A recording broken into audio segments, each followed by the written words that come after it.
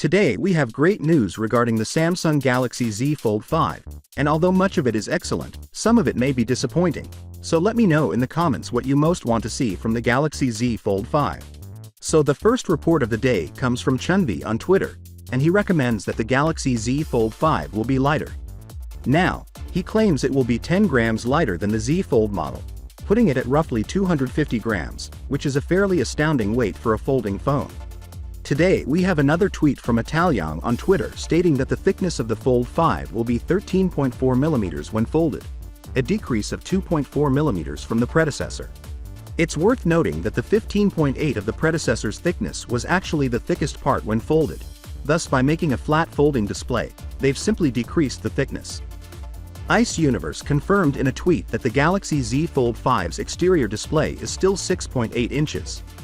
Then, in another tweet, he claims to know the majority of the specifications of the Z Fold 5 and that the design has now been confirmed and will not be changed. To be fair, we already expected this.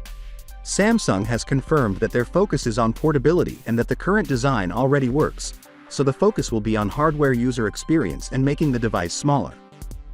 The camera system, on the other hand, is anticipated to stay relatively unchanged from last year's. The Galaxy Z Fold 5 is likely to include a 108-megapixel main camera, which is a significant upgrade from the existing 50-megapixel sensor. Of course, more megapixels does not imply better picture quality, but the Samsung 108-megapixel sensor is superior than the one in the current Fold. Obviously, camera performance has always been a major concern for Fold users, so it's fantastic to see Samsung making improvements. We now have additional information regarding the new hinge in the Galaxy Z Fold 5, and it looks that prior reports were right. Samsung has begun hinge testing on the new Z Fold 5, and they will be folding the devices 5 days a week, with a total of 200,000 folds and then another with 300,000 folds.